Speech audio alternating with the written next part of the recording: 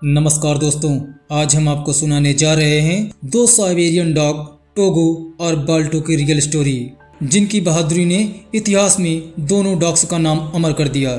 इन दोनों डॉग्स ने जो किया उसको जानने के बाद आपका सर इन दोनों डॉग्स के आगे सम्मान से झुक जाएगा।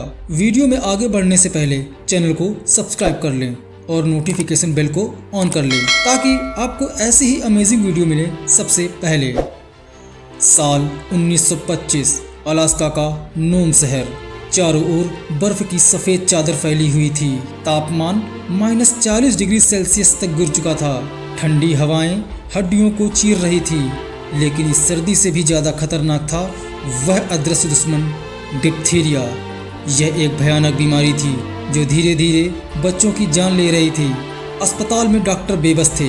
इलाज के लिए एक खास दवा की जरूरत थी जो 1000 किलोमीटर दूर एनकोरेज शहर में रखी थी, लेकिन इस बेरहम मौसम में इतनी दूर से दवा लाने का कोई साधन नहीं था।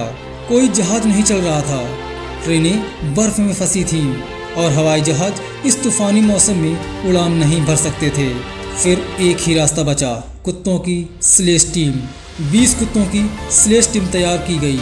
हर टीम को बर्फीले रास्ते पर दौड़ते हुए दवा को एक दूसरे तक पहुंचाना था। यह एक रैली रेस की तरह था, जहां हर टीम अपनी पूरी ताकत लगाकर कुछ किलोमीटर तक दवा को लेकर दौड़ती और फिर दूसरी टीम को सौंप देती। लेकिन इस मिशन में दो कुत्ते जिन्होंने सबसे अहम भूमिका निभाई, टोगो और बाल्टो। टोगो और उसका मालिक लियोनहार्ड से पाला सबसे कठिन और लंबा रास्ता तय कर रहे थे, लगभग 420 किलोमीटर। खून जमा देने वाली ठंड, झीलों की फिसलन भरी बर्फ और तेज हवाओं के बीच टोगो पूरी ताकत से दौड़ रहा था। ये वह रास्ता था जहां गलती की कोई गुंजाइश नहीं थी। एक चूक और सब खत्म। लेकिन टोगो ने हार नहीं मानी, वह दौड़ता रहा। उसने अपने मालिक को सही रास्ते पर रखा और पूरी हिम्मत के साथ सफर पूरा किया। अब बारी थी बाल्टो और उसके मालिक गुन्नर कासिन की। उन्हें दवा लेकर रेस का अंतिम भाग तय करना था, लेकिन जैसे ही वह निकले तूफान और तेज हो गया। बर्फ की मोटी परत से रास्ता दिखना बंद हो गया था। चारों ओर घना अंधेरा था, लेकिन बाल्टो ने रास्ता नहीं खोया। उसकी आंखें कंपास की तरह थी। तेज हवाएं, हड्डियां तोड़ने वाली ठंड और बर्फीली चट्टानों के बीच बाल्टो पूरी रफ्तार से दौड़ता रहा।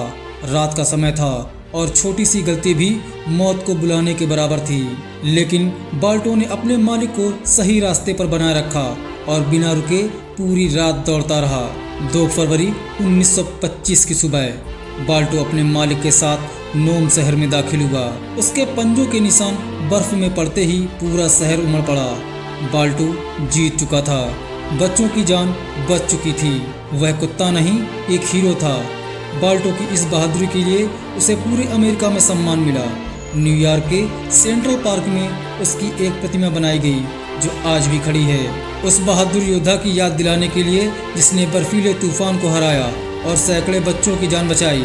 हालांकि असली योद्धा टोगो था, जिसने सबसे लंबा और कठिन सफर तय किया, लेकिन बाल्टो ने फाइनल रेस पूरी करके जीत सुनिश्चित की। सैकड़ों बच्चों की जान बचाने के बाद बाल्टो को पूरे अमेरिका में एक हीरो की तरह देखा जाने लगा। लेकिन समय के साथ साथ उसकी प्रसिद्धि धीरे धीरे कम होने लगी। कुछ सालों बाद उसे और कुछ अन्य स्लेज कुत्तों को 100 के लिए बेच दिया गया। वहाँ उसके साथ बुरा व्यवहार किया गया। वह कमज़ोर हो चुका था, बीमार रहता था और बहुत ही खराब हालत में जिंदगी जी रहा था। लेकिन तभी क्लीवलैंड के कुछ पशु प्रेमियों ने यह देखा और बाल्टो को बचाने का फैसला किया। उन्होंने फंड जुटाकर उसे वहाँ से छुड़ाया और क्लीवलैंड जू में लाकर उसे एक बेहतर जीवन दिया। बाल्टो ने अंतिम वर्ष शांति से सम्मान के साथ बिताए।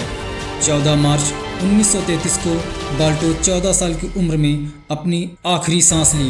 बाल्टो की मृत्यु के बाद उसकी विरासत को जीवित रखने के लिए उसे संरक्षित किया गया। आज भी Cleveland museum of natural history में बाल्टो को देखा जा सकता है, एक ऐसे योद्धा के रूप में जिसने अपनी बहादुरी से इतिहास रच दिया। बाल्टो सिर्फ दौड़ा नहीं, उसने मौत को हराया, उम्मीद को जिंदा रखा। एक हीरो जिसने यह साबित कर दिया कि सच्ची बहादुरी आकार से नहीं, दिल से होती है। बाल्टो और टोगो को दिल से सलाम। आज की वीडियो में बस इतना ही। आपको यह कहानी कैसी लगी कमेंट में बताएं। वीडियो पसंद आया हो तो वीडियो को एक लाइक और चैनल को सब्सक्राइब करें। मिलते हैं नेक्स्ट वीडियो में ऐसे ही शानदार जीवों के साथ।